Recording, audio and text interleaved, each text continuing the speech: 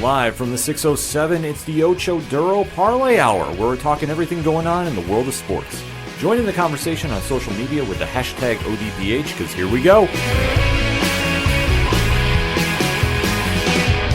Instead of looking deep inside, every word I have to say, keep it simple. Welcome to an all-new edition of the ODPH podcast. What is happening, everybody? My name is Ken M. Joining me in studio, as always, you know him.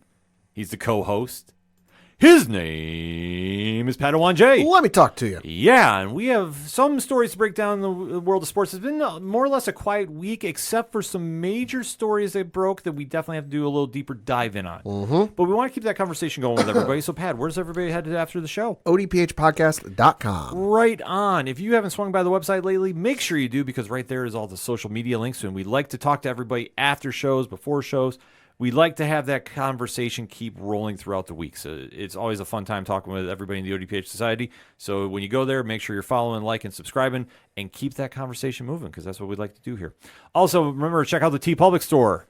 Always a sale dropping left and right per se. That's what it kind of feels like to me, Pat. I don't know about you. A little bit. So if you want to get some ODPH swag, that is the place to go. And definitely keep an eye when the sales are happening, because they do happen quite often. And that's an awesome thing to see from TeePublic. Absolutely. Also, check out the Patreon. One tier, $2 a month, a bonus episode. Eventually, I'm dropping something this week. I have something in mind. I just have not had time to do it yet. But if you're not patrons, it's coming your way. And definitely shout out to all our amazing patrons that have their own section on the website. That's how cool they are.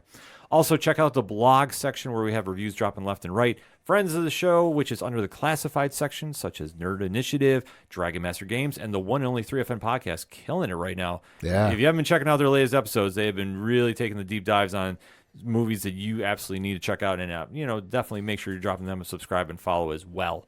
Also, Pad, how many providers are on? Because we have a whole directory section that has them. We do. We are on 101,633. I don't question him, because he is a statistician to the stars. Also, remember, check out the music section of the show, where you can check out such great musicians as Brian Wolf and the Howlers, doing big things down in Austin, Texas. Second suitor, Tom Jolo, who you hear every week on Turn a Page on Nerd Initiative YouTube. Shout out the Robots, Floodlands, the list goes on and on and on. We are so lucky to have everybody donate their music. So we definitely encourage you to go download their stuff and become fans of them like we are, because, hey, it works out that way. And for anything and everything that is the ODPH that I might have forgotten, well, it's at odphpodcast.com. And if you're using hashtags on social media, except for Threads right now, make sure you use the hashtag ODPHpod. Threads is a whole different ballgame. Yes. So we definitely want to make sure, until they allow more than one hashtag, hold off on there. But definitely use Threads, though. We are picking up a lot of steam there as well. But enough about that. Let's get into what you tuned in for, and that is take a look at the world of sports. Mm-hmm. And this week is a little bittersweet moment, I have to say. Yeah. Because it is the kickoff of the Major League Baseball season. Yes. This, in North America, always reminds us that spring is here. Summer's coming. Summer's on the way. Put away the hat and boots. Mm-hmm. And the formerly known, and at least in our opinions, as America's pastime is in full swing. Mm-hmm. Obviously, the NFL has surpassed it by leaps and bounds over recent years. Yes. To put it mildly. But baseball is still baseball, and it does remind us all about that timeless game that we have all grown up with. Mm-hmm. And we were going to do a little season preview, but unfortunately, a situation has happened that we have to give our opinions on based on the facts that we know about. Mm-hmm. And I want to stress that, because I hate starting off a season like this, or a preview, if you will, but my God, man, I saw this, and I know you were sending it to me as well. Yep. And I'm just going, really? Yeah. In this day and age, Yep. this. Yep.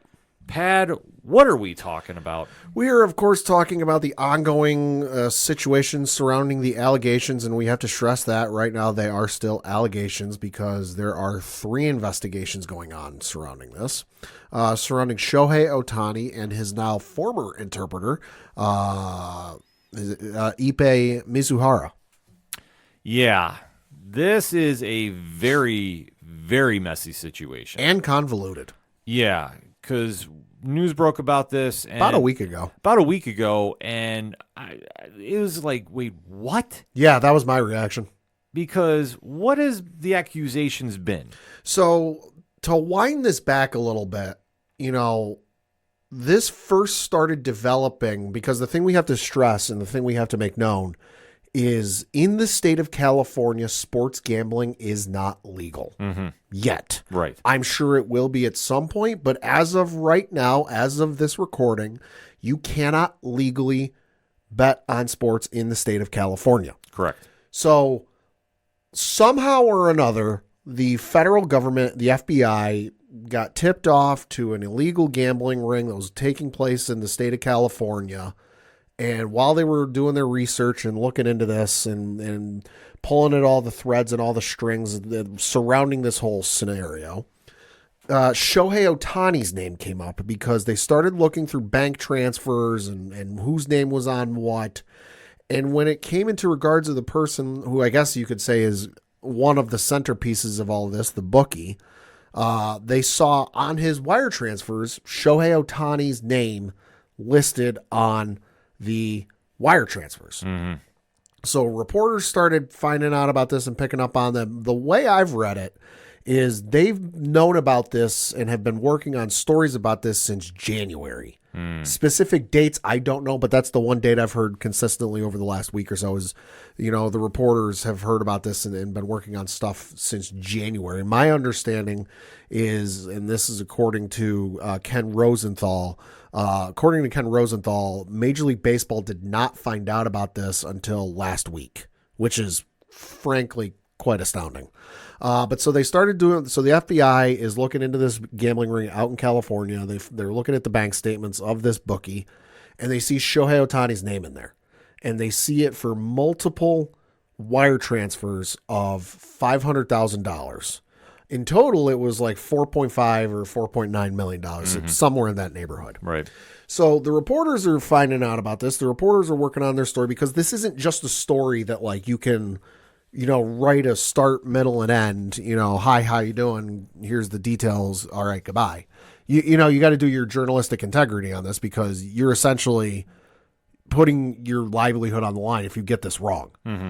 So they're doing their business, they're doing their livelihood, and then a meeting and an interview gets set up between Tisha Thompson at ESPN and Ippei Mizuhara, who is Shohei Ohtani's translator, his best friend.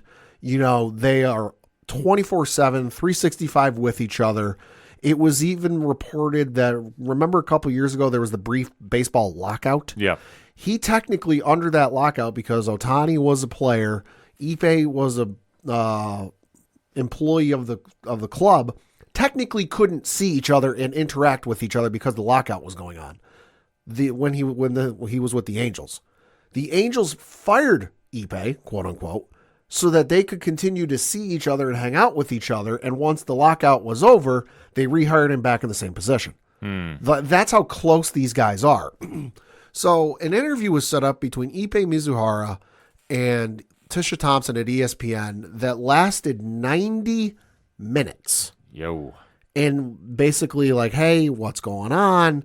And basically what it came down to is Ippei told ESPN that, yeah, I'm a horrible gambler. I owed $4.5 million to this bookie, for gambling. He maintained he did not bet on baseball, that he bet on, the NFL, soccer, college football, and NBA and what have you. But he said he did not bet on baseball. So that was his initial story, is he got in debt to this bookie, $4+ million, and that Shohei loaned him the money to cover the bills. ESPN's getting ready to publish this story, and then the Dodgers come around and turn around and go, no, that's not what happened. This report is fraudulent. This report is false. Ippei didn't get the money loaned from Shohei Ohtani. Ippei stole the money from Shohei Ohtani. And Ohtani flipped back and forth between, he initially didn't say anything. And then it came out that, I had no idea what was going on. I had this money stolen from me. I never knew about any of this. So as, of course, now you've got, in the days that led up since that, people started digging through everything about eBay because he changed his story about 4 different times. Right. And one of the things that came out was back in 2019 in the Angels media guide. Now, this is something that you and I can't buy, but this is something they give out to like the writers and the broadcasters. Sure. In case they're giving a little bit of commentary or background on players, managers, coaches, whatever. So the media guide for Ippei from 2019 reads, quote, Ippei Mizuhara is in his 2nd season with the Angels as an interpreter. Born in Konai, Japan, he grew up in Diamond Bar, California, attending Diamond Bar High School and graduating from the University of California, Riverside in 2007. Mizuhara served as an interpreter for Hideki Okajima during Yankees spring training in 2012 before joining Nippon Ham Fighters in 2013 to translate for English-speaking players. In his 5 seasons with the Fighters, he worked with several players to also appear in the majors, including Jeremy Hermida, Chris Martin, Mika Hoffpower, Anthony Bass, and Luis Mendoza. Ippei and his wife Naomi were married on July 17th, 2018, and reside in Tokyo in the offseason, close quote. So, of course, this is all going on. People start digging into, the background on Ippei because, hey, how did this happen? Whether it's he stole the money or Shohei loaned him the money. If he stole the money, how did he get a hold of his finances? What's this guy's story? University of California Riverside comes out and says, yeah, we've got no records of this guy ever attending our school. And then the story about Hideki Okajima, one, he never made it onto the Yankees spring training crew. And even when he was with the Boston, he tried claiming he was with worked for the Boston Red Sox. The Boston Red Sox came out and said, yeah, no, we never hired this guy. So now you've got a habitual liar because what do you believe? Can you believe anything he says? Right. So now we're at the crux where yesterday as we record, it was known going into the day that Shohei Ohtani was going to speak to the media. And everyone was real curious. My understanding is LA traffic normally bad. LA traffic getting to Dodger Stadium was even worse because understandably, every media outlet in the area and in the country between U.S., Japan, and overseas wanted to be there for this thing. He spoke to the media actually a lot longer than I thought he would. I figured he'd just read a quick statement because I didn't expect him to say anything. And here's the thing I would say. I wouldn't expect anything to resolve from this anytime soon because Major League Baseball, yes, this came down almost a week ago. It wasn't until the Friday news dump. You know how corporations or news stations like to dump a news at 4:30 on a Friday because nobody will see it because they're getting ready to leave for the weekend. Yeah, the allegedly there. Yeah, yeah. Major League Baseball did the same thing where it was 4:30, 5 o'clock on Friday. They're like, oh, hey, by the way, we're doing an investigation into Shohei Ohtani.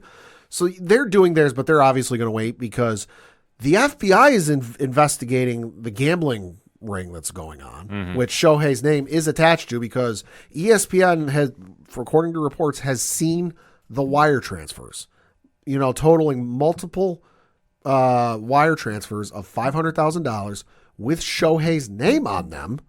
And according to one report I saw, and where how you write a check and you might put what it's for in the bottom left corner, that in this wire transfer it said loan. So the ESPN's seen this. Shohei's name is attached to this. So you've got Major League Baseball investigating this. You've got the FBI investigating this. And now because we're dealing with potential fraud and potential forgery, if this is a case where, and again, this is all allegedly, we don't, until the investigation plays out and maybe this gets put in front of a court of law, well, we don't know for 100% certainty.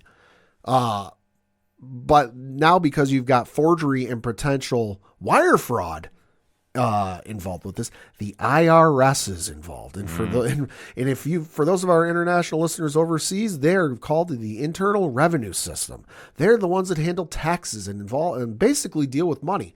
If you want to know how versatile, I guess you could say, they can be with their investigation abilities and how good they are, look up the story of what happened to Al Capone. Al Capone back in, the 20s or 30s in Chicago, nigh untouchable. Even the police force was reportedly, allegedly on his side during those times. And the only people that could bring him down were the IRS. So this is where we're at. Shohei Ohtani was out $4.5+ million. Either knew it and was covering for his buddy or didn't know it and was really careless. And Ippei Mizuhara fumbled the bag. I mean, let's be honest. You got a pretty solid job translating for a dude who's about to make $1 billion. And we have no idea who's telling the truth. Yeah, I mean, it is a little messy about it, too. And you know, like I say, I thought Ohtani at the press conference, I applaud him about this. I do, too. Because, let's face it, when you are literally the new face of baseball. The biggest name on the planet. Yeah. Who, I mean, he just signed this year, leaving the Angels to go to the Dodgers, 10 years, $700 million contract. Yep.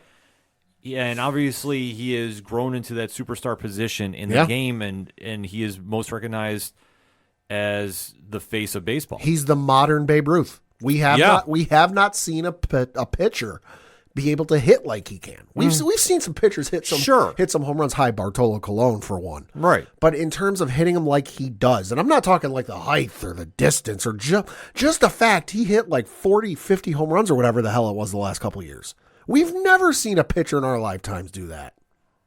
Yeah, no, it's absolutely insane to see it. So to see him connected to this, it really overshadows the start of the season. And this is a guy who is normally very private. Yeah. You know, very under the radar. Very under the radar. We didn't find, he's been in the league, 5, 6, 7 years. I'll have to look it up, whatever it is. We didn't find out till recently he got a dog. And he was like, oh, yeah, I got a dog. He decided on the trip over right before he went to Seoul, because the Major League Baseball season technically opened a couple days ago in Seoul between the Padres and the Dodgers. We didn't find out until then. He made a casual Instagram post. It was like it was one of those like typed up text responses that got shared to Instagram. He's like, oh, hey, by the way, I got married. She's a very lovely woman. Basically it was like, she's nothing real crazy. It's just a nice woman. Yeah, come to find out, it's one of the bigger basketball players over in Japan. Like, this is a very closeted dude that up until this point, you've never really heard anything bad about the guy. No. He's fun. He's good to hang around with. He laughs. He pals around, whatever else. Supposedly, he knows a little bit of Spanish, and that really throws some fielders for a loop when they meet him for the first time, and they didn't know he could speak Spanish. Yeah. This is kind of the first, black eye, I guess you could say, on the guy. Yeah, I mean, this is just one of the situations that when you're at that kind of level and you're the face of the game. Yeah. That you're the franchise player right now. Yeah. And you have controversy on this level surrounding you. I mean, it's one thing when you sign the biggest contract in the sports history. Yep. 10 years, $700 million, to put in perspective. Like, that's a lot. And with bonuses, with bonuses, Lord, you're pushing near $1 billion if I'm doing my math right. I'll look it up, but I'm pretty sure. But to have you connected to a situation like this, right, is huge, and not for the good reasons. To be investigated on this level, and knowing that baseball, especially, has had a very bad history with gambling. Yep. Throughout the years. I mean, and baseball's not alone. NBA had Tim. Right. Tim Donaghy. The NFL, Calvin Ridley, most note recently. Right, but let's face it. I mean, since nothing to this level, though. Right, to this level, no. I mean, they've had unfortunate incidents with the Chicago White Sox way back when. Yep. And Pete Rose especially. Yeah. So to see Ohtani connected to this in some capacity, in some capacity, is shocking. Is frightening. Yeah. To a certain degree, that with everything that has gone on in pro sports and gambling over the years, and like you touched on with the NBA with Tim Donaghy, and I mean, obviously with football and the NFL, most recently we've seen players getting in trouble with that. To see it happening in this day and age, is astounding to me. Oh, me too. But to see the biggest star of a league connected to this, whether he's involved or not, he's still connected. Yeah, because of his friend who is the interpreter. Yeah, and if Ohtani didn't know about it, because if the friend was saying, "Hey, could I get X amount of money for whatever?" Like, hey, I owe a lot of money to these. Let's just say loan sharks. I owe a lot of money to these loan sharks. If I don't pay them up, they're going to kill me. Like, if that's the case, I totally understand it. Well, that's an extreme case, but it could be something like, hey, I want to go get a new car. Right. Or he could Right. do something like that. And when you're in a position like that, I could see, I mean, let's face it, if you have that money and you can spend it like that, and Right. Ohtani, if he cares about his friends and does it, and doesn't pay attention to it, Right. that's on him. Like, seriously, he Right. could do it. We've seen this happen with other athletes. Yeah. That, when And bad investments and or had family members or relatives or friends, just steal tons of money from them. Because let's face it, there are some athletes who are really, weird and pay attention to all their finances, and they got a pretty good idea what they got, and they jot it down, and they got a book or a spreadsheet, whatever. But then there are guys who they just don't care. They just hand it out and don't worry about it, or they pay somebody to worry about it. yeah. So in this situation, somebody fumbled the bag seriously. Right. I don't necessarily know if it's Ohtani. Right. That's the thing we don't know. We know his name is attached to this, Right. because the wire transfers are there. The wire transfers were there enough for the feds to start looking into it and for the writers to start picking up on it. Like I said, ESPN has seen the wire transfers, and Ohtani's name is on the wire transfers. Now, whether he signed it or not, we don't know. So all we know is his name is involved to this in some capacity. This, whether he knows or not, I don't know. I hope he doesn't. I hope it's a case where he doesn't know. But if it also wouldn't surprise me if he did know, was covering for his friend, and then didn't fully grasp the situation of how bad this was, because there are rules in Major League Baseball against gambling. You can gamble on sports, not baseball, where it is legal. Yeah. But you cannot gamble on sports, not baseball, where it is not legal. And it would not surprise me if he did not know this, although, because it's supposed to be posted in every clubhouse, the home and visitor, that you're not supposed to gamble on baseball and the rules about it. But the way I understood it, and the way it was said, I believe it was Ken Rosenthal was talking about this, is it's posted on a sheet of paper in English and in Spanish. Reportedly, it's not posted in Japanese, which that could be a whole out, but we'll let that play out in the court of law.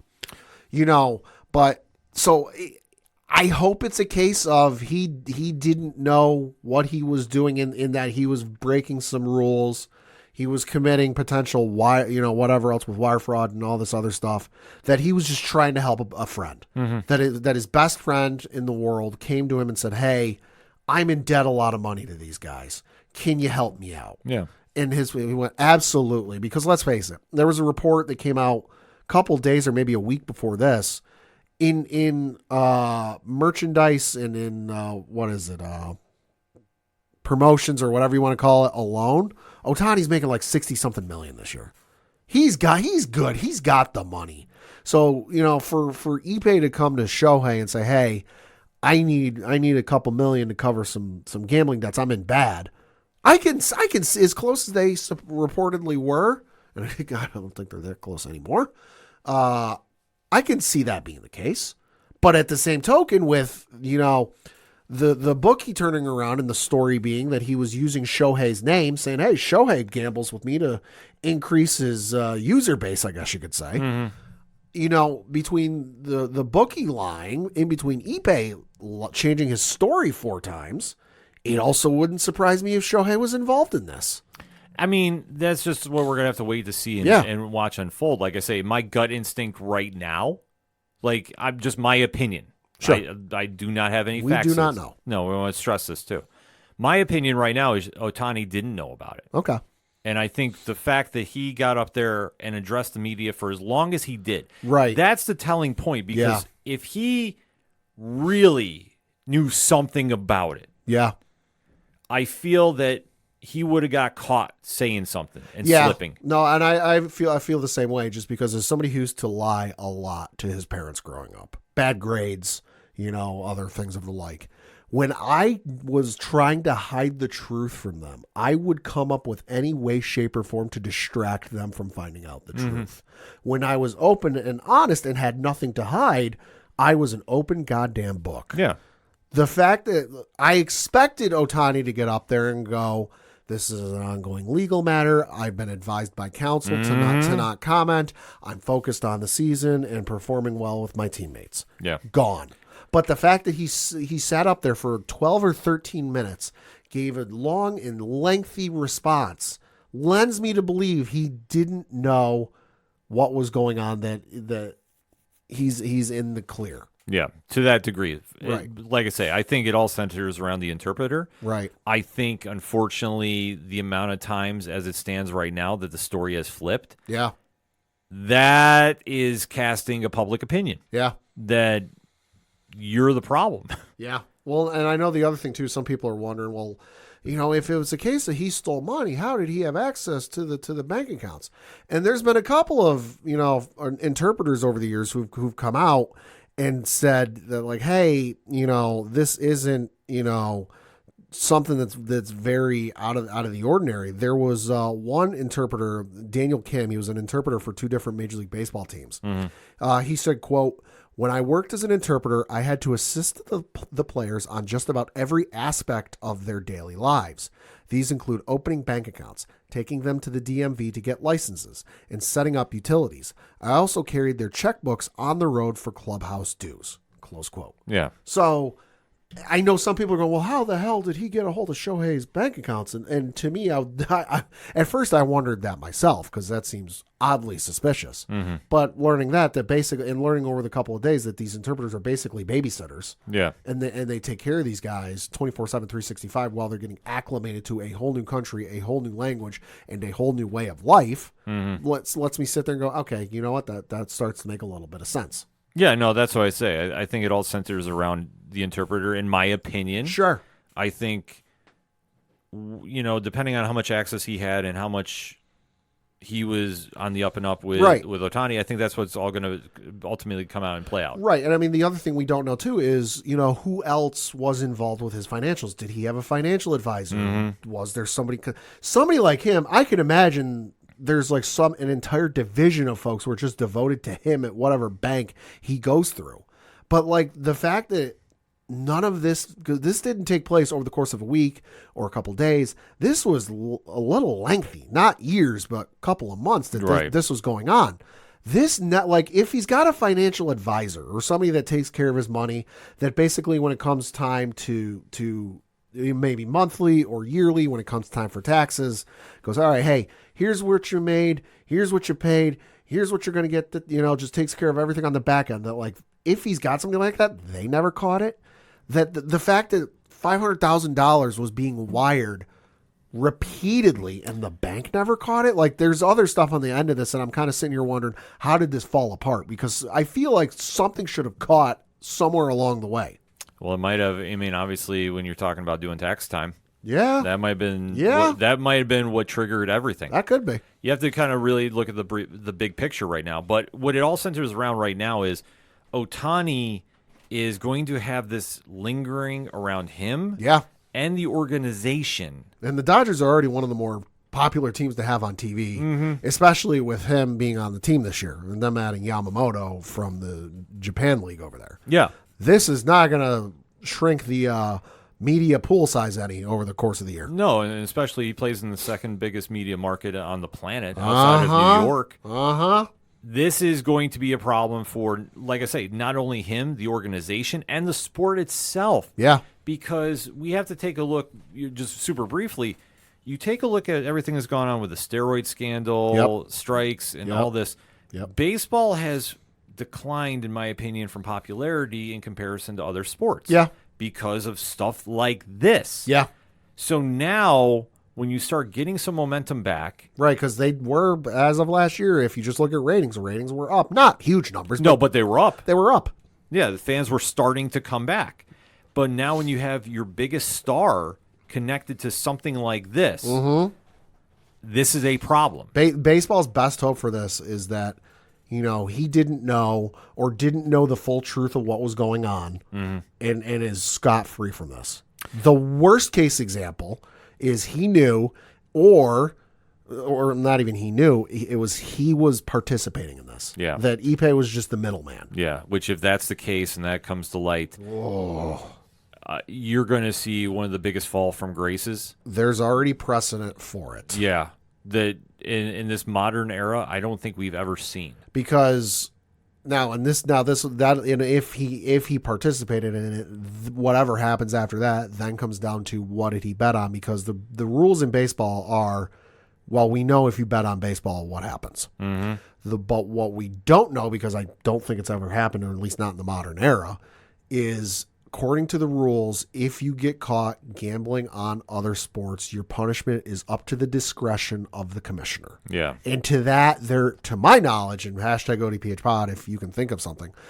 to my knowledge, there is no precedent for that, because nobody's ever really done it, or if they have, they've never gotten caught. Well, that's the thing, because I was going to say the Pete Rose scandal, but that was after he was gone. That was after that was while he was manager, and he was betting on baseball. He was betting on games he managed. Right. So I mean, like I say, this is uncharted water. And Ipe is maintaining he didn't bet on baseball. But whether I believe that or not, I want to just stress the dude changed his story 4 times. Yeah. Well, I mean, I don't know. Yeah, it's going to be a question, but I guess we can kind of just wrap it up with this. I mean, if he's guilty, and we stress what happens to Ohtani? Probably if Ohtani's guilty, depending on what it is. If he's guilty and he participated in it, he'll probably be suspended for, I would say, upwards of a year. You know, I could see, 120 games, whatever it ends up being. You know, if it's obviously he bet on baseball, he's done. Yeah. You know, if it comes out through, because the feds aren't going to play cute with this. Listen, I love baseball. No way. I love baseball and all this, but if this was just Major League Baseball investigating this, they would sweep this under the rug so fast your head would spin. Mm-hmm. But the feds are investigating this. They're not going to care what comes out on the other end of this. They want to get to the bottom of this, and so does the IRS. Yeah, the fact they're involved. Yeah. But if it comes out that Ohtani bet on baseball, he's done. Mm-hmm. He will be. You know, the contract will be voided, you know, and the Dodgers will not have $700 million sitting in their pocket, burning a hole, you know. But if he just didn't bet on baseball, he bet on other sports, well, then he'll be I'd say probably a year. He'll be suspended. Yeah, I think unfortunately, like, this is going to be a court case we're going to have to follow, and I hate saying that with sports. Yeah, I really do. But this is going to be a investigation like we've never seen. Yeah. Because with the level that Ohtani is at, and the ramifications involving him, that the FBI and powers that be are going to take their time. The only thing I think close to what we've seen was the Balco stuff, you know, and that's 20 years ago, but that was pretty clear cut and dry. Right. So that's what I say. But in terms of this, there's so much gray area. Yeah, that's the whole thing. That, like, this is such uncharted water. Yeah. That we have to sit back and watch and let the case play out. So, like I said, we give the opinions of what we had as of right now. We don't know facts other than what has been reported. Right. But we're going to have to watch this moving forward because this is going to be a case that really is going to redefine sports and gambling. Yeah. And this is going to be a landmark case that is going to be used in reference for years to come. Yeah. And it's wild to say that we're in this day and age, and I'm not trying to over-sensationalize it. It's just, I don't know if people understand the gravity around this. I mean, if you're not an NBA or an MLB fan, you know, let's just say you're an NFL fan, this would be the equivalent of like a Patrick Mahomes, Brady in his day. You know, I'm trying to think of some of the other big stars. Travis Kelce. You know, it's like them coming out and they gambled on the NFL or they gambled illegally. Oh, you know, if in the NBA, it's like if LeBron James or you know, LeBron James or like a Russell Westbrook or, you know, like a Luka Doncic or something did that. In the NHL, it's like if Sidney Crosby or Ovechkin or Austin Matthews or one of those guys gambled on sports. You know, just take whatever sport you are a fan of, pick the biggest athlete or athletes, and then imagine how you would react and what the reaction would be if it came out that they were gambling illegally. Yeah. It's wild to say this all is happening right before opening day, but this is going to be something that, unfortunately, we are going to have looming over the season moving forward. Yeah. I mean, I know we were set to talk about opening day, Pat. If you got anything you want to kind of kick in about it, just some end on a high note. And some high notes. There are some potential milestone moments we might see. Well, some of these we will fucking see this year. But in 2024, Aaron Judge, of course, the outfielder of the Yankees, he is 43 home runs away from 300. Wow. So hey, could see that this year. Listen, the one year he hit 60 and the one year he hit 50 really help. Juan Soto is 29 walks away from most all-time by a player under 26 years old. As long as he walks towards that contract for an extension with the Yankees, that's all that matters. Absolutely. Spencer Strider of the Atlanta Braves is 17 strikeouts away from 500 strikeouts. Corbin Burns of the Baltimore Orioles is 130 strikeouts from 1,000 strikeouts. So these are all going to happen. It's just a matter of when. Mm-hmm. Clayton Kershaw is 56 strikeouts from 3,000. Wow. Crazy. And then Mike Trout is 32 home runs away from 400 home runs. It's insane to think about, and that's the stories we should be talking about. Yeah, we got some great games going on. Technically, the season's already started, although that was, 2 games over in South Korea, at 3 in the morning, one time zone, 6 a.m. another time zone. But Thursday, you've got the Brewers taking on the Mets, Angels taking on the Orioles, Braves taking on the Phillies, Tigers taking on the White Sox, Twins taking on the Royals, Yankees taking on the Astros, fuck them. The Pirates taking on the Marlins, Giants taking on the Padres, Cardinals taking on the Dodgers, Blue Jays taking on the Rays, Nationals taking on the Reds, Cubs taking on the Rangers, Guardians taking on the Athletics, and then the Red Sox taking on the Mariners, and lastly, and certainly not leastly, the Colorado Rockies taking on the Arizona Diamondbacks. This is all going down Thursday. Check your local listings what time those games take place. Yeah. It starts at like 1 in the afternoon and it goes all the way till 10 o'clock. Yeah, I was going to say the time-honored tradition kicks off opening day baseball, which that's what we should be focusing on. But unfortunately, things are happening, folks. That's the easiest and most polite way we can put it. So hit us up on that hashtag ODPH pod. Shohei Ohtani. What's your take right now on the situation? Like I say, there's a lot of allegedlys going on right now. That's where we stand with this.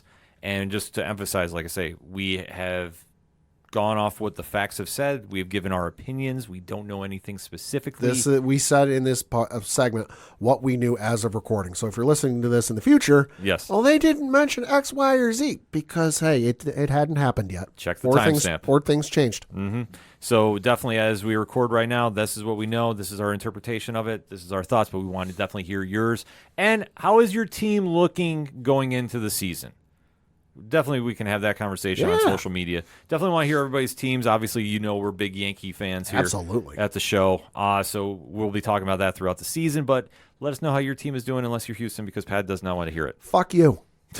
He's being honest, folks, and I have to echo those statements. So definitely hit us up. Let us know what you're thinking about the baseball season kicking off this year for 2024. But we're going to take a quick break. We'll be right back.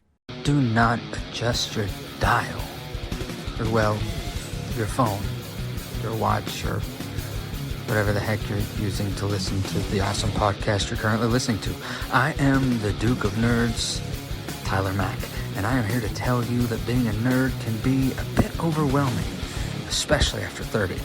Life moves pretty fast in our nerd culture, and if you don't take the time to notice things, you miss out. That's why I'm here. As your Duke of Nerds, I am charged with educating, enlightening, and entertaining you on all things nerdy. I do it by running the 30 to Nerdy podcast.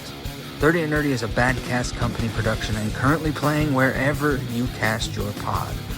Follow along each episode using the hashtag 30andNerdyPod. And check out what all is going on at 30andNerdyPodcast.com. Whether it's DC, Marvel, comics, or video games, I have got you covered. So tune in now. Cheers to you, nerds. Kilman back for another segment on this edition of the ODPH podcast.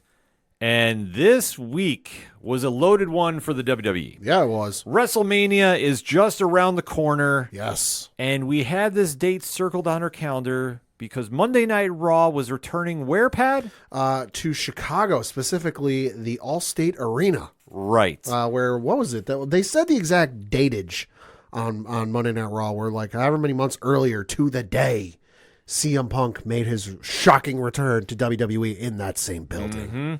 Weird how that works. It's weird how it works, but it was all timed out, like it's all connected. And it was, because for this recap, we are going to be breaking down the return of CM Punk to Monday Night Raw and WWE television, obviously injuring himself at the Royal Rumble. Yeah.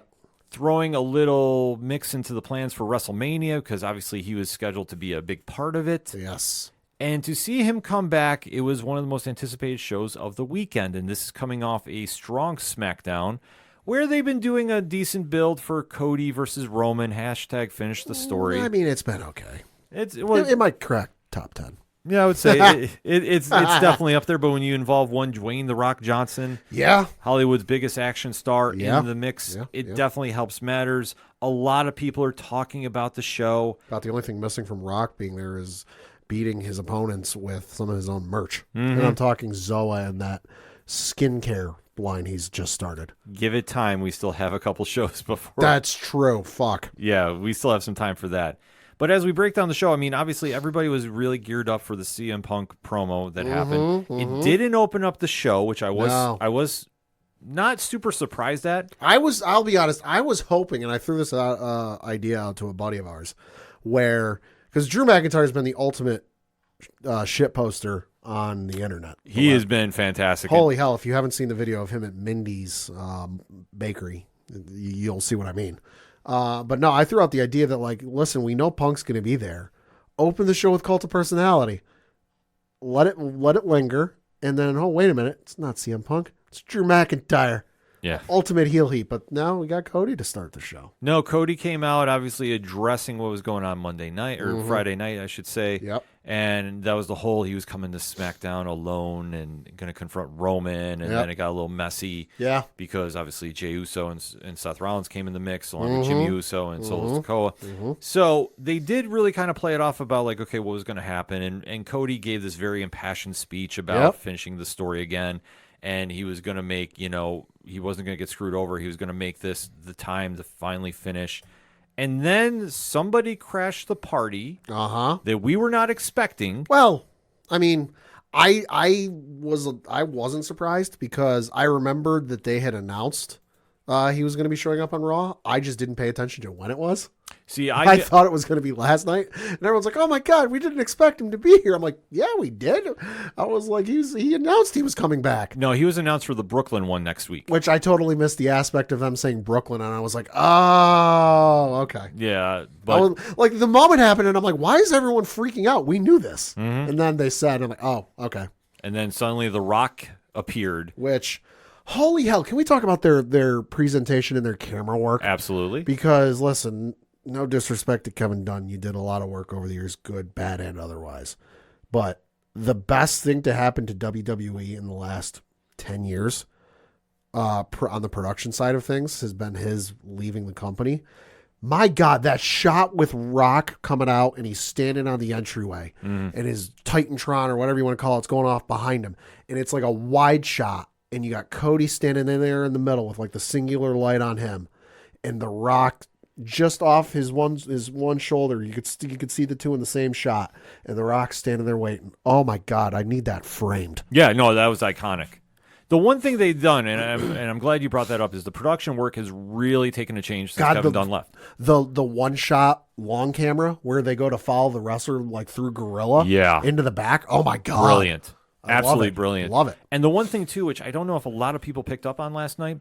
The Titantron screen was shorter. It was. I think they went with, because it's in the same building the Survivor Series was. I think they went with a similar setup because they knew Punk was going to be there.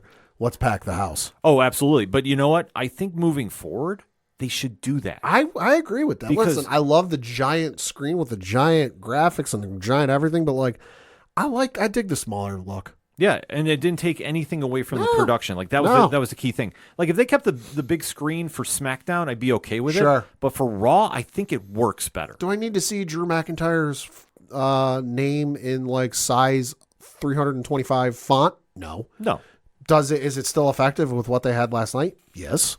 Oh yeah, I mean that's what I say, because everybody's invested about the story, so you don't need that much. The less is more approach. And when they did that shot with The Rock, That's what really stood out. And he just came to the ring. He whispered something to Cody and then left. The man pulled a Chris Jericho. Yeah. Showed up, said nothing, left. Brilliant. Absolutely brilliant. And that set the benchmark for the show. And then kept the intrigue going because Jackie Redmond backstage caught up with The Rock as he was getting ready to quote unquote leave and said, hey, listen, the world's wondering, what did you say to Cody? And he goes, well, in regards to that, you're going to have to ask Cody himself. And then went to find Cody a little later in the night. And Cody's like, he wanted to keep that between himself and Dwayne. Yeah. So they definitely built up an interesting dynamic to the story for the show. But then it really got down to business about 9 o'clock, and that was the midway point. That's what we were all waiting on. Yep. And that is when CM Punk hit the ring. Yep. And came out to a hero's welcome in Chicago again. Oof. The crowd was definitely lit up for him. They were feeling it. Yeah, which, I mean, obviously, that's his home turf. Yeah. And this is nothing new. Home field advantage. Yeah.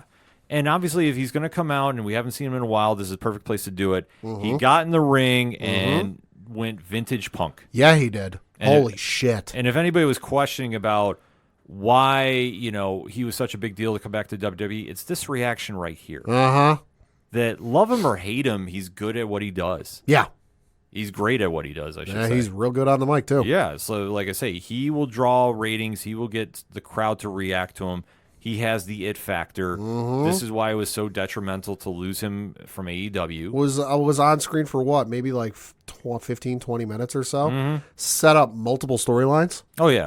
Tease the like, hey, Roman and I are going to cross paths at some point. Let's not mess that up. And hey, Dwayne, maybe he learned a lesson from 10 years ago. Yeah, no, he definitely knew what he was doing in planting seeds. Uh-huh. And he does it better than anybody. Yes, he does. And the one seed that we've all been waiting on, and I love how you touched upon it earlier too, Pat, was Drew McIntyre. Yep. Who came out, and Drew right now, if you haven't been following him, good Lord, his heel work is on another level. Uh-huh. And if anybody's questioning if WWE is going to let him go, I think he's already re-signed. I think so, too. There's not a chance he's leaving right now. He doesn't get this kind of freedom anywhere else. Right. And especially the reactions he's getting, like he's just taking it up another notch. And the interactions he had with Punk in the ring. Yep. It reminded me, and I made a tweet about this, and Pat, I want to get your take. Okay. This is like the Joker and Batman. Yes. Agreed. This was complete Heath Ledger and Christian Bale. Yes. Yes. And because what Drew is doing is Drew is saying, you complete me. He went full Joker on him. Yeah, he did. And just was expressing about the insanity part, which, I mean, Drew has now become so obsessed with CM Punk. And it's funny because when Drew and Seth are in the ring together, Drew has just been hammering home for weeks now, ever since the press conference in Vegas the week of the Super Bowl. He's been hammering home to Rollins like, listen, you're too focused on the bloodline. You're too focused on taking down Roman. You got to focus on me or else I'm going to beat you. But at the same token, Drew's as focused on Punk as Seth's focused on Roman, because Drew's got the shirts with the Barry Allen, Stephen Amell meme, except it's CM Punk's name and it's Drew McIntyre's face doing the peace sign. He's the one who savior of Wrestlemania, and on the back, take out CM Punk, check mark. So dude, don't throw stones at glass houses, because you're just as focused. And it got brought up like, hey, listen, you got to focus here. Yeah.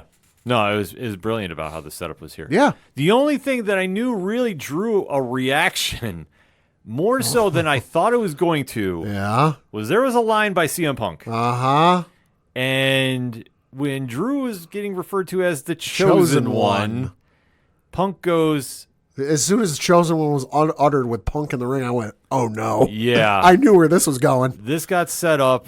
And Punk hit a line drive to right field. Yep. Who chose you? Who called you the Chosen One? Go ahead. Say his name. Yeah.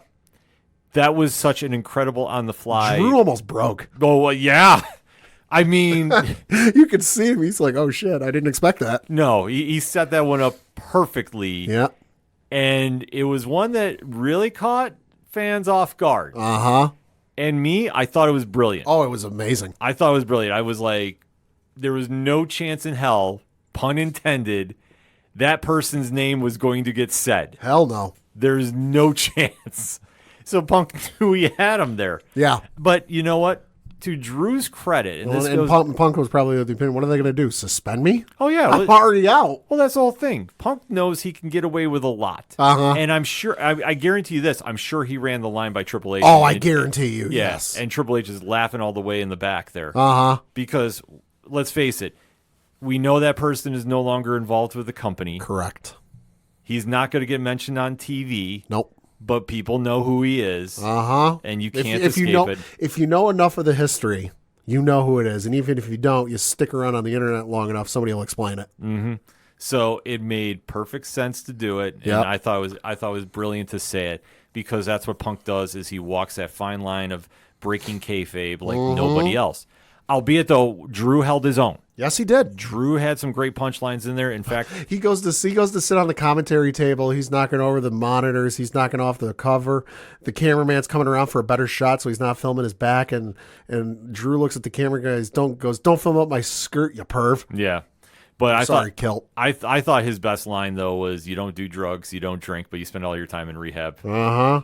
And I love how after Seth came out, and this was just brilliant between the three of them, where Seth's like, listen, I think it's only right we have CM Punk involved in our match at Mania in some capacity. And there was a small part of me that was like, oh, is he going to pull a Cena and be fucking ready, super ahead of schedule, and get throughout like, hey, you can be in the match if you're medically cleared. And then like night off, he's medically cleared. But no, they threw out like, oh, do you want him to ref? And everyone's like, yeah. Or no, they first asked if you wanted commentary. You know, do you want him on commentary? And everyone, there was pretty substantial cheers for that. And then the fans started chanting ref, ref, ref, ref. And Seth paused and went, guys, I don't know if you know, but that's his counting arm. And referring to the one he injured. Punk gets down on the ground with his good arm and counts 1, 2, 3. I love McAfee went, oh, that's a quick count. Yeah. You know, but he got back up, and then Punk was honest and went, I don't know if I can be a ref. I don't think I can be impartial between these two. I forget what did he say? He swore. He drops a bomb there. He swore or something that they bleeped it out, and then without missing a beat, Drew picked up the mic and went, PG, bro. Yep. Keep it PG. No, they kept it really interesting, and I think for a match that we've all, if we're diehard fans, we've been keeping track of. Yeah. But let's face it. It's not the marquee one of the night, but it's going to be a good one. Exactly. It's a main event. Yeah. It's just not the main event. Right. But still, I thought they did enough to get fans fully invested in it. Yeah. I think, honestly, as weird as it might sound, the only person I thought came out bad in this was Seth Rollins. Yeah, a little bit. Like, not terrible. Not terrible, but in comparison. Because, like I said, the one thing he's been hearing from Drew for weeks and weeks and weeks is, hey, you're too focused on Roman. Mm-hmm. And then Punk comes out, and all of a sudden, Drew's got blinders on, and all he sees is Punk. And what happens? Seth is in the ring with him, medically cleared, super kicks him, and then curb stomps him. Yeah. Like, hey, dude, you might want to look in the mirror here. Exactly. So I thought that segment was brilliant. I really thought it stole the show. And really led to a strong finale because we went back to Cody and Rock. Oh, yeah, we did. And that one, I know, got a lot of heat for. Sure. And, I mean, obviously it made a lot of sense. Yeah.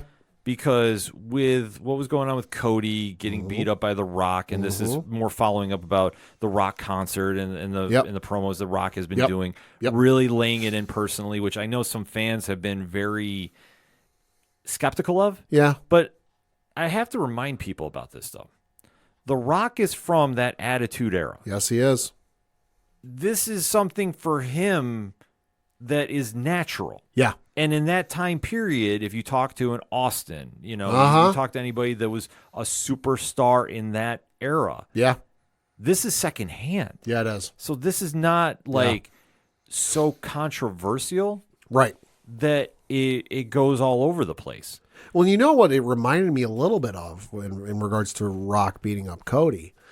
As somebody who I've said before, I didn't see the Attitude Era when it happened live. I didn't start till WrestleMania 30. But it reminded me a little bit of like the build-up to when Roman took on Triple H at WrestleMania 32, where leading up to like Roman beat the holy hell out of Triple H. Triple H came back. He won the belt, and then it was just like them beating the holy shit out of each other in the weeks leading up to Mania. Yeah. It's what it reminded me of a little bit. Well, that's what they're doing because obviously with Cody, they really want him to have that underdog feel. Right, and they're literally trying to put like the entire mountain range, so to speak, between him and his goal. I mean, you think about how many, he had to go through Seth 3 times, before, and then he lost to Roman, and then he went to team up with Brock Lesnar to take on Roman and get his revenge back the night after Mania, and then Brock decided to beat the shit out of him for how many months now? Mm-hmm. And then there was the Shinsuke Nakamura stuff that like literally they've just put mountain on top of mountain on top of mountain in front of him, and he's surmounted them all. Well, that's the one thing that you want to do to build up the storyline because Roman is on that next plane. Like, yes, he is. He is somebody that when he loses, that champion is going to be the one looked to carry the company for a while. Uh-huh. And Cody is built for that now. When he came over from AEW, let's face it, I don't think they were ready to rush him right to the top, so to speak. I don't know if they have fully understood how ready for the main event he was. Yeah, I mean, we know because we watch all the shows. Right. So it's like for us, it was a no-brainer. Right. But to see how Triple H has really built him up and really sold him to the WWE Universe, that when you see Cody now, let's face it, a lot of the fans don't think AEW when they see him. No. I think has been a big win, and to see The Rock interact with him too, and especially The Rock going completely crazy on him. Oh my Lord, yeah. Last night. And let's get one thing clear. The placement of the truck in the background, folks, was not accidental. No, it's not. There are other trucks they have there that are WrestleMania specific that they could have put there to advertise, hey, WrestleMania's coming. But they decided to put the one with John Cena and Steve Austin's face in the background. Mm-hmm. Any other time of year, might be a whole bag of nothing, but we're less than 2 weeks out from WrestleMania. Ain't nothing accidental at this point. Right. And that was the whole point about the closing segment, because The Rock was beating the holy snot out of Cody. Cody was a bloody mess. Shout out to Mother Nature for having it rain at that point, because that just added to the aesthetic of like, holy shit, this is crazy. It felt like an action movie. Yes, it did. It really did. Or an anime. Mm-hmm. Oh, seriously. It had that vibe to it. Yeah. I fully agree about that. And then after he got out the Mama Rhodes weightlifting belt and whipped Cody with it and wipe the blood on it like that. I mean, it was just the perfect way to end that. That shocked me a little bit because I knew he said he was going to do it, but I figured he'd save it for like Mania or something. No. I didn't expect that for a random episode of Raw. Holy shit. No, I think what they want to do is they want to carry so much momentum into Friday night that Seth Rollins will show up and he'll do something like, I would not doubt he calls out Roman or Rock and they try teasing a one-on-one. Yeah. Just in the meantime, to build something up. I mean, it won't happen because of reasons. No. But you'll see something like that, or Cody comes back. He'll jump through the crowd and do some kind of schmaz there. Yeah. But they're doing a great job about selling him as the underdog, that going into Mania, there's no way you can't get really behind him. Mm-hmm. But it's very interesting how they want to play this, because if Cody doesn't win, which, I mean, is a possibility. Right. Where do you go from here? The other thing to keep in mind, too, was in the background of one of the backstage segments, after the Punk McIntyre Rollins bit, was when DIY, New Day, and then R-Truth and Miz were backstage. If you didn't see it, Drew McIntyre was in the background talking to a certain wise man. Yeah, I saw that. Which might be something, might not be something, just something to keep in the back of your mind. Well, I think that creative, especially Triple H, wants to keep fans guessing. Sure. We live in this day and age where everybody is so amped to learn spoilers and not watch the show play out. Sure. That I think that they want to keep fans completely on the edge of their seat going into Mania, that we don't know when we're watching the show what we're going to be watching. Yeah. And that's great, because if it's too predictable, it's not fun. Right. And that's something that I think Triple H has really emphasized with this run, that we're seeing The Rock go into a place that we haven't seen him go in many years. Yeah, even beyond that place many years ago. Mm-hmm. And we're seeing Cody Rhodes really emerge as the superstar they want him to be. Yeah. Whether it's enough to get the job done at Mania, I mean, I would think so. You would have to. I mean, we'll be given the preview next week, but I mean, because anything involving Rock after Mania is going to be hard to do, because his filming schedule is probably going to ramp right back up again. Oh yeah. So he'll be out of action, so to speak, for the rest of the year. Yeah, so they'll have to really make sure. And then at that point, where do you go? Let's just entertain the idea for a minute. What if Roman retains? Where do you go? You know, they got a year out of Cody losing. They couldn't do it again. You know, No, who knows? I mean, I know there's been talk about extending it to the Madison Square Garden house show. Oh, okay. That ties back to where Dusty originally got screwed over for the belt way back when, and do something like that. I mean, maybe, but I think it's not, like, now is the time. But I mean, we'll get into it a little later. Yeah, as the week is going on. Yeah. But I mean, what a Monday Night Raw to cap things off. I mean, I think we hit all the big stories that were going on. Anything else that kind of stuck out to you? Ricochet, JD McDonough, match of the night. Holy fuck. Easily. That was insane. Candice LeRae, interesting to see what she's got going on. If you saw the little video bonus feature after the show, Indy Hartwell might not be totally down with that. I love the fact that they're pushing Candice as a heel. Yes. Candice is one of the best wrestlers on the planet. Yes. And I think that she just hasn't found that gimmick yet at WWE. I mean, she absolutely destroyed it on the indies. Mm-hmm. So to see her get some time on TV and she's running with it, Mm-hmm. I think is huge. And especially in that women's division, they really need a true heel. Yeah. Because Rhea Ripley is transitioning into a face whether they want to or not. Yep. And even with the promo she did with Becky Lynch, which was great, Mm-hmm. the crowd was still kind of behind Rhea, which was nuts. Yep. So I don't know how that's going to play out. Yeah. But to see Candice get on there, I thought was great. And I agree with you. Ricochet getting TV time and having great matches against Judgment Day. That fucking Canadian Destroyer. Oh, my God. He is just a freak of nature. Oh, my God. Like the stuff he can do in the ring when you give him time and an opponent that, I mean, JD McDonough, listen, if you don't truly appreciate what he does, he sells moves like nobody else on that roster right now. Yep. The closest person we had to that was Dolph Ziggler. But Ziggler's gone. Yep. So that being said, JD and him is magic. I don't mind seeing that match get ran back at some point. Also, shout out to McAfee for calling Ricochet a Puma the last 2 weeks. Yes. I love that. Shout out to Lucha Underground. God, I missed that show. But a show that I won't be missing is WrestleMania as it's coming up. I mean, WWE is clicking on all cylinders. NXT is picking up some steam as well. Yeah. Going to Stand and Deliver. So if you're a WWE fan, there's a lot to win right now. And even if you're an AEW fan, I know we don't talk about them because of reasons, that they've been improving. I want to see them continue on their success right now because they've had a pretty solid Dynamite this past week. Yeah. They need to continue on that moving forward. But the talk of this week is WrestleMania, so definitely hit us up on the hashtag ODPHpod. What was your takeaways from the CM Punk promo on Monday Night Raw? How about Cody and Rock getting really dramatic at the end of the show? And what else has been going on that you want to talk about in the land of pro wrestling? We'd definitely talk about it with you here on the ODPH. And if you want even more pro wrestling talk, make sure to check out every Thursday night, 8 p.m., except for our WrestleMania special edition, which was announced. That'll be taking place at 7 p.m. Eastern Standard Time on Nerd Initiative YouTube, Wrestling Night Live, where Rich from 3FN, our guy Nick, a.k.a. New Guy Nick, and yours truly will be talking everything in the land of pro wrestling. We definitely having those conversations with everybody as well. So make sure to check it out, and let's talk some pro wrestling, shall we? But first, we got to take a break. We'll be right back.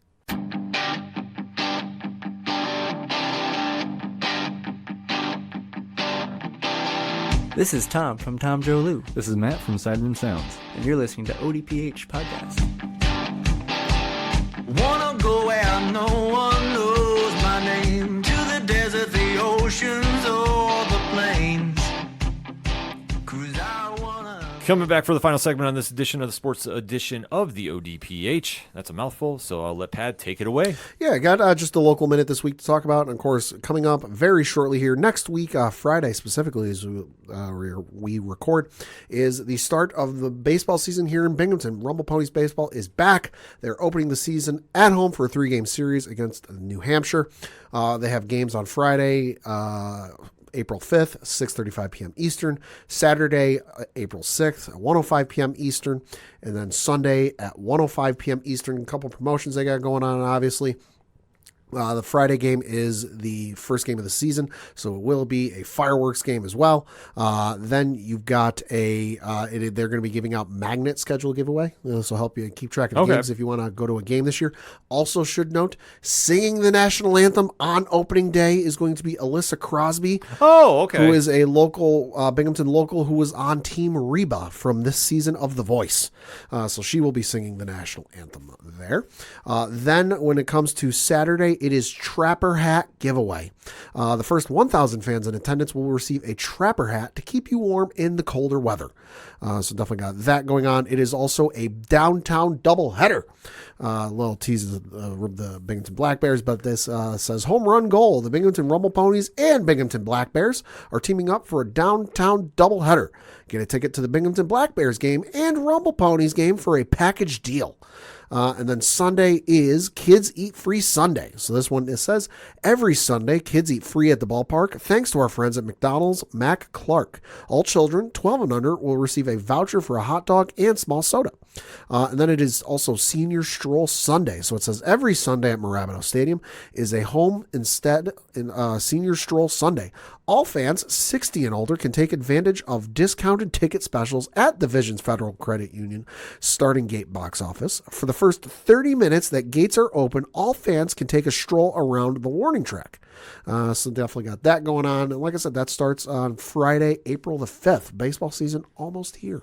Love going to the games at the stadium. Absolutely. Man. Like I say, if you get a chance to go to minor league baseball wherever you're at, like majors is great if you live in a big city, but minor league baseball, there's always something fun about it. Never know who you're going to see that could turn up on the majors. Very, very true. Very shortly. And then we got to talk some hockey. And looking at the standings for the Federal Prospects Hockey League, that is, of course, the league our local Binghamton Black Bears play in. Another week. Still in first place. Let's go. And of course, with this past weekend, the Binghamton Black Bears did clinch the Empire Division. So they are in first place through 48 games played with 31 wins in regulation, 8 losses, 7 losses in overtime or shootout. Then they've got no wins in overtime, but they do have 2 shootout wins. They're in first place with 104 points. Motor City's in second place with 85 points. Danbury's in third with 83 points. Elmira's in fourth with 54 points. And then Watertown's in fifth place with 54 points. In the Empire Division, it is Binghamton, Motor City, and Danbury. They have all clinched playoff spots. And then in the Continental Division, that's the other division in the Federal Prospects Hockey League, Columbus, Carolina, and Port Huron have clinched playoff spots. Who plays where and who's playing who in the playoffs? Don't know yet. It's not that schedule's not out yet, so we will keep an eye on that, and we'll let you know when that comes. Looking at their games from this past week, though, Friday, March 22nd, they had a home game against the Watertown Wolves, where they won by the final score of 5-2. Saturday, they were on the road against those same Watertown Wolves. They lost this game, though, by the final score of 4-2. Came back Sunday, March 24th against the Watertown Wolves on the road, lost that one by the final score of 4-3. So looking ahead to the games they have this upcoming weekend, got a couple of games this weekend. Both of them are on the road. Friday, March 29th at 7:05 p.m. Eastern, they are playing the Port Huron Prowlers. Then on Saturday, March 30th, 6:05 p.m. Eastern, they are on the road playing the Motor City Rockers. They do not come home until Friday, April 5th. So they definitely got a bit of time before then. But for more tickets, information, all that good stuff, BinghamtonBlackBears.com. Can't go wrong with that. Playoff hockey is just around the corner. So you gotta love it. Absolutely. I mean, especially when we're talking about our New York Rangers. Yes. Still in first place in that Metropolitan Division, 47-20. Hey. Oh, that's so good saying. But Carolina is right behind them. Coming in hot. Point-wise, well, I tell you what, Rangers have, at least if we're going to be doing win 2, lose 1, at least they've been very consistent with the streak. Yeah. I mean, when they went on that big tear, obviously that was something. But they have come back to earth. But it's currently on a 2-game winning streak, defeating Boston and Florida. Got the Flyers coming up tonight as we record, so definitely is Blue Shirt Nation all day, every day as far as that goes. The Knicks, have been looking good in the NBA. I mean, obviously things are getting a little interesting there concerning how teams are shaping up, but it's still a fun time to be watching the NBA because as they're going to be approaching playoffs and really making those big pushes, I'm excited to see what the Knicks are doing. They've been looking good lately, so definitely a lot of potential happening going on there. Yeah. But when we're talking basketball, I mean, I think there's one way to perfectly end this, and Pat, we got to talk about the Final Four. Yeah, of course, college basketball men's tournament still going on. Still going on. Some surprises has happened. I will say this. I think my game of the weekend, which I still am blown away by this, was Houston and Texas A&M. That was nuts. That was the number 1 versus number 9 in the South Division. Houston, who I have said before, I think is my pick to win. What a game! Like if you wanted, that went on super late too here on the East Coast. I was laying in bed watching the end of that game. And the dramatics of it. Like if you want just a prime example of like why March Madness matters. Yeah, you watch this game. Houston is up big. I mean, they let the lead kind of slip away. Texas A&M puts on like a 13-1 run in the last 3 minutes of the game, and they're down by 3. Houston's big players are following out left and right. Right. Just because how the physical game the game was. Right. Texas A&M gets a toss in with like point whatever seconds left. Like there's no time left. They literally have to catch the ball and shoot it. The guy does on a wide open 3 and just throws it up. Like it's one of the ugliest shots you'll see. Yeah. Nails it. Yeah. Sending it to overtime. And I honestly thought like at this point Houston is done. Right. Because they literally had nothing left. Their players were all tired and gassed out, and it's a testament to how they wanted to win this game over anything. Yeah. And that's what kept them in there. Like it was just wild to see how they stepped up to do it. And like I say, Jamal Sheed, who plays for Houston, was absolutely just phenomenal in this game too. I definitely have to shout him out because, like I say, when they needed him, he came up clutch, and like they just literally laid it all on the court. Yeah. Both teams did too. Yeah. But it was just wild to see how the game played out. Yeah. And in comparison, I mean, was there any games that really stood out to you? I mean, not really necessarily any games with a player that stood out to me because, admittedly, I am not that familiar with Purdue basketball. You know, being where we are in the East Coast, you know, we get a lot of ACC, a little bit of Big East, not too much Big Ten. Basketball, football, that's a whole other story between, you know, Penn State being down there. But basketball, not so much. But I was not familiar with Zach Edey, I think is how you say his name. Saw the gameplay. Saw one of their first games over the weekend and went, holy fuck, who is that dude? Because I had not heard of this guy. He's a senior out of Toronto, Ontario. Listed height, 7'4". Wow. Oh my God. I saw this kid and I was like, I don't know if this kid's any good or not, but he looks impressive. I saw a little bit of his gameplay. He impressed me a lot. As someone, admittedly, about all I know about Purdue is boiler up. Yeah. You know, that's about all I know for Purdue basketball. Impressed the hell out of me. So good luck to that kid. Yeah, no, I mean, Purdue is still in it. I mean, your matchups for the Sweet 16, Houston and Duke are going to be taking on each other that's going to be my game of the weekend. Yeah. Not because I'm a Duke fan, but I mean, you're talking about it, Pat? No, yeah, that one should be money. The other one I would say keep an eye out on, should be good, is Purdue and Gonzaga. Because Gonzaga, regular season, not bad.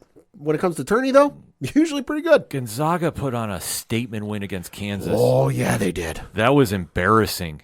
Yeah, 89-68. I've never seen a Bill Self team look that bad in a playoff game like this. Yeah. But Purdue and Gonzaga, that's going to be a money one to watch. They're winning games in the tournament by a margin of 20. Yeah, Fuck. Like they understand the assignment, and they do not want to have another losing tournament. Yeah. Which I would listen, I applaud them, but I mean, going against Purdue, that's going to be a tough task. Creighton and Tennessee.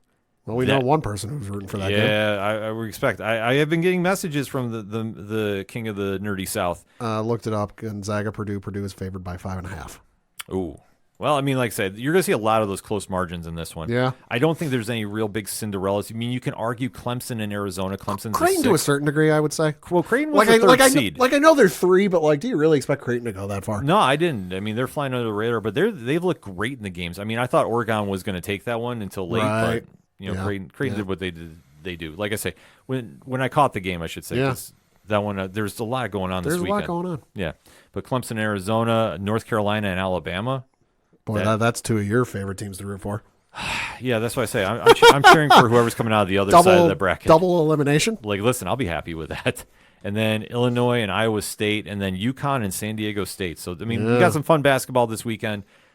So hit us up on the hashtag ODPH pod. How's your team doing in the bracket? How is your bracket doing? My bracket is still good. I know for our group, I am in second place. But then the one I really care about on ESPN, I'm in the First Take group. I am beating Stephen A., Molly Karam, and Chris Russo, and that's all I care about. Take your victory lap, Pat. I am better than Stephen A., Mad Dog, and Molly. That's all I care about. Tweet it out. Let them know. That being said, for anything and everything that is the ODPH, you can find it at odphpodcast.com. That's it for sports this week. So for the one and only Padawanje, Fuck the Astros. I'm your host, Ken. Thank you as always for listening to the ODPH podcast. We'll see you next time.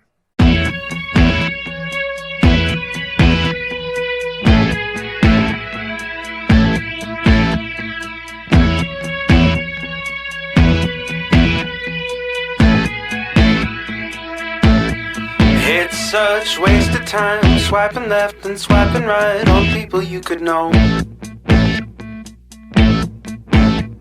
'Cause anyone who's worth a damn be worth way more than a picture could ever show. You could find the right light, find the right angle, and never find your soul. And it can feel like a losing battle, and this plot is full of holes. This modern way of finding love just makes me feel so alone. And I can't be the only one sick of staring at my phone. So look up, talk to me, a better way to spend our energy. Just look up, talk to me. We don't have to float alone on the open sea. Don't know that I believe in the old time fable. Everyone has just one true love. All I know is you're across this table, and you're all I'm thinking of. So look up, talk to me, a better way to spend our energy. Just look up, talk to me. We don't have to float alone on the open sea.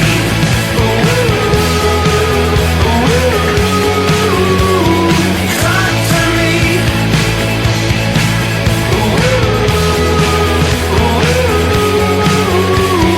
Talk to me. It's such waste of time swiping left and swiping right on people you could know.